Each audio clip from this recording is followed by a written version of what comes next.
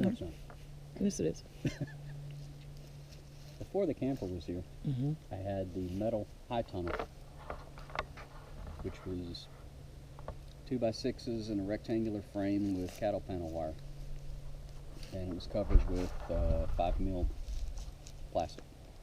Got it from Home Depot. And the skeleton is out there with a motorcycle in it right now.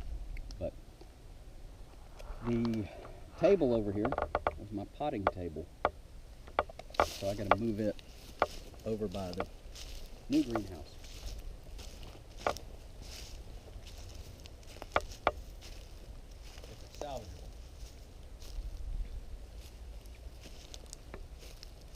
Now the strange apparatus sitting on top of it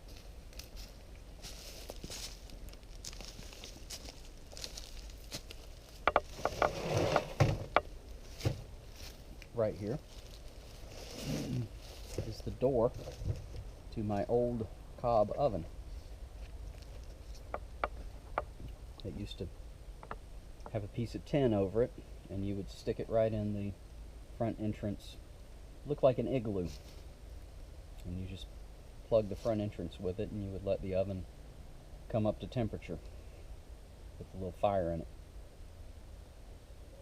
And then that would I guess they call it baking the oven. That way all the material in the oven, or the oven itself, would hold the heat, suck it up, come up to temperature, and then you would reach in and pull the fire out. And then the oven itself is what cooked the food, because the oven was however many 100 degrees. So it got knocked over, and eventually... Yeah. So it got knocked over, and this is some of the bricks that formed the floor of it. So I'm gonna have to rebuild that. And these are very old bricks that came out of a house that was built in the 1800s. So these are really hard bricks, and they'll hurt your feelings. They're not like the crappy bricks that they make today that you find in Home Depot or Lowe's or any of those other hardware stores. They're solid.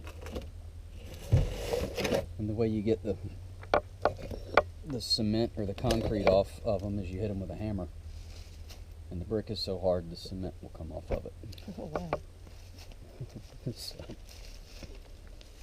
So I take it that you had a pretty good setup here, and then life got in the way, and it fell to disrepair. And so you're starting over, essentially. Pretty much.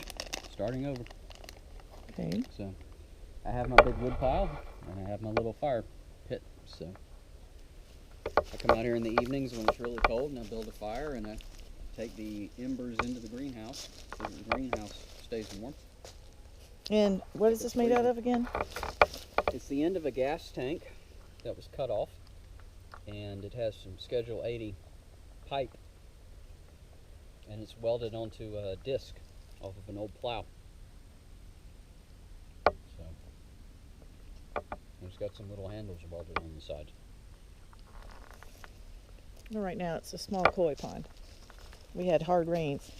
Yep, but all that lovely, wonderful water that's in it is full of iron. Oh. And iron oxide and charcoal. Oh, okay. So I haven't dumped it out because I'm going to dump it on my plants. Probably today. All right.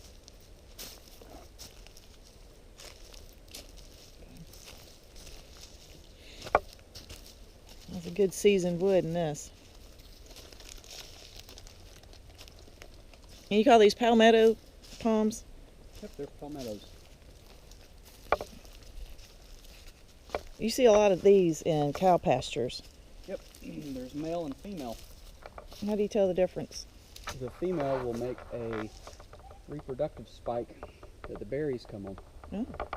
When does that generally occur? Usually in the summertime. Okay. When it's hot. And there's a place in Waycross, Georgia, and a place in Brunswick, Georgia, that buys the palmetto berries. In Florida, I am to understand that you have to have a permit to pick these now. I don't know about your state, so. I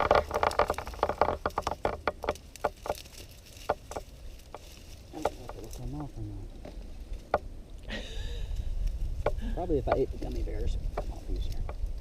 Palm trees are very tough. It's just not going to work on it. No. I can pretty much make it. Here it is.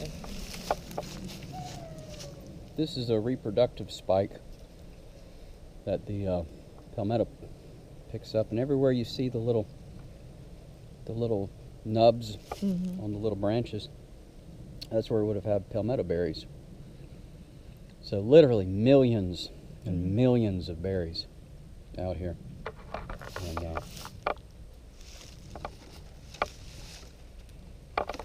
the occupational hazard of picking them is rattlesnakes like to live in the same places. Oh, jeez. So Thanks for the you heads reach up. down and grab, Shaky. shake up their little habitat, and they're living in it. You're gonna get bit. So it pays okay, but not enough to get bit by a snake.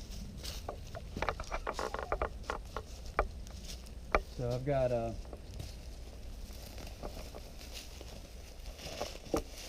sink. Yeah, let's pull up things. Oh, phew. An old sink. And I've got a greenhouse fan. Oh, wow. Okay. It's belt driven. The electric motor is right there. Okay. I've got to, when I get my greenhouse built, the big greenhouse, install all that. And here's the remnants of my solar panel photovoltaic system I had put up. I had a battery bank and charge controllers, and I'm missing a bunch of batteries now. There's a bunch of crackheads probably came and walked off with them. And I've taken some of these with me up to Virginia, but anyway, I'll get it back together.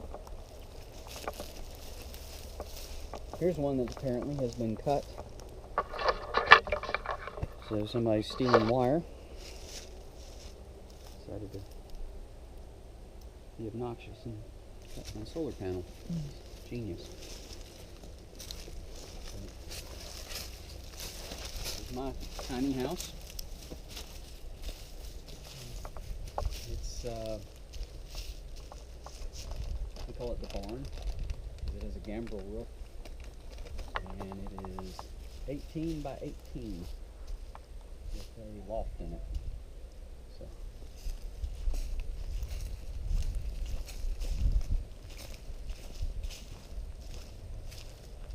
couple of windows, got rolled roofing on top.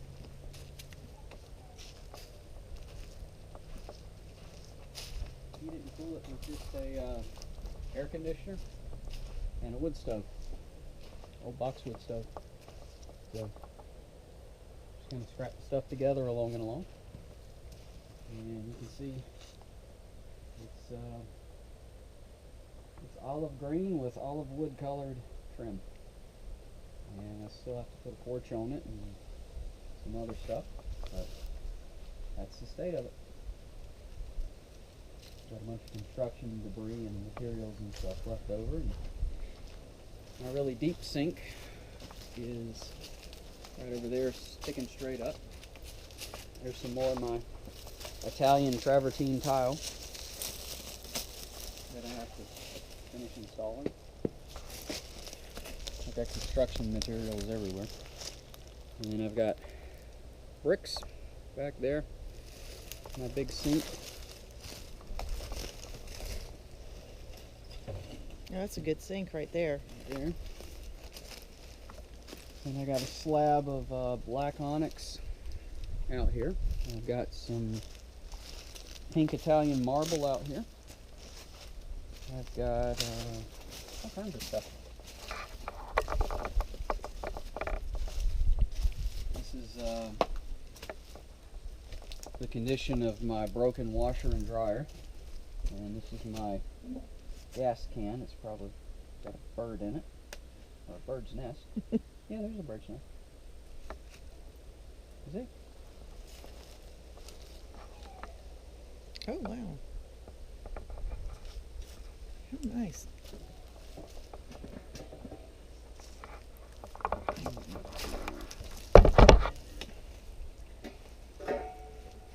Everybody tells me, put down your coffee. I tell them no. Especially poor Tony. I think sometimes he gets frustrated at me for walking around my coffee. But I used to have electric fence that I took and put goats in, and they helped clear land for me. So, What happened to your goats, Mr. Jeb? The goats got attacked by wild dogs. And the wild dogs, I say they were wild, they were hunting dogs. They thought they were deer. And so I lost a lot of goats. And then when we moved away, the remainder of the goats were given away. His mom didn't want to mess with them anymore. But anyway, there's probably yellow jackets and things in here. So another project. And anyway, here's my scrap wood pile. I'm all about doing what you can with what you got. And, well, there it is. And then show you the garden. And an update on the garden. And go around the long way.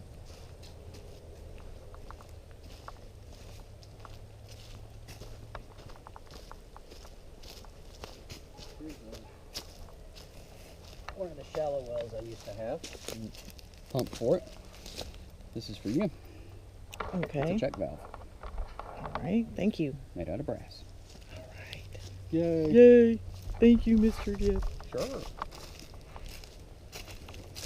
So that shallow well pump used to be right about here.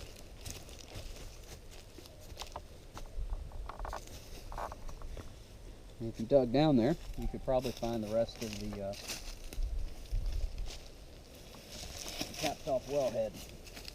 Oh, wow. So. All right, what happened? I'll just ask. I put it in a deep well. Oh, okay. So I didn't have to use the little shallow well to water everything with. But this has a 4-inch casing with an 1.25-inch downpipe. And this bottom piece was originally 10 feet long. So I've only dug up about 18 inches of it and cut it off. The rest of it's still in the ground. Oh. Probably full of water. Right about here. And the way I found it was with these little homemade dowsing rods. Looked like a coat hanger because it was, and 2 ballpoint pen pieces. So they do work.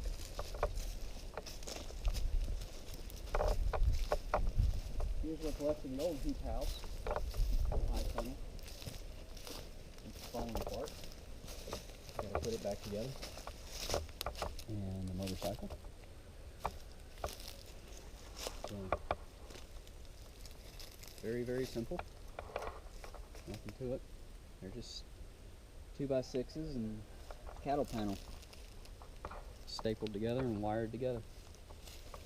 Tony helped me drag this over here, which is when it kind of fell apart. It wasn't very strong to be in a condition to be moved. So we pulled it over here with the tractor. It kind of fell apart, but that's okay. Here's the old goat pen. I used to be able to see all the way to the road and all the way back. But now it's going to be my moringa farm. Which, here's my 2 moringa trees.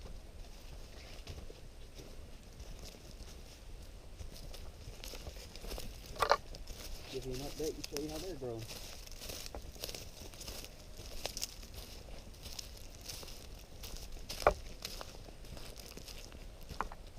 Ta-da! It's currently the middle of December, and my moringa trees still have leaves on them. And they were started on October the 1st as seeds. And that's one. And here's the other one. This one's doing a lot better.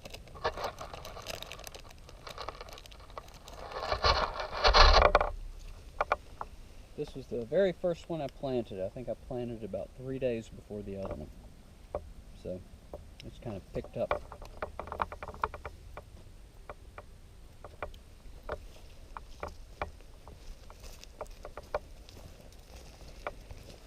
And hopefully this whole area right here will be full of moringa trees.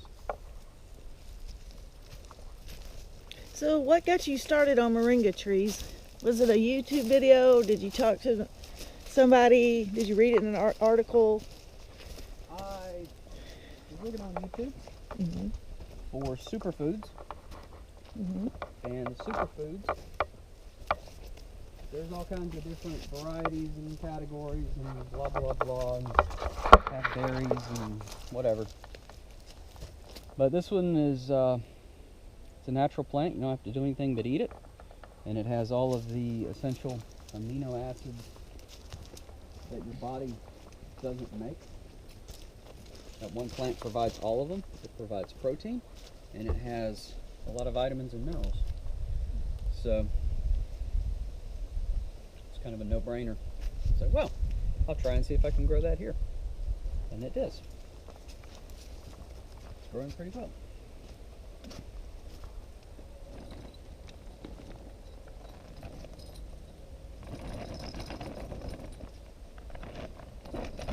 So this is the Harbor Freight portable garage kit that's 10 foot by 17 foot that I turned into the greenhouse. And here's how the greenhouse is working out.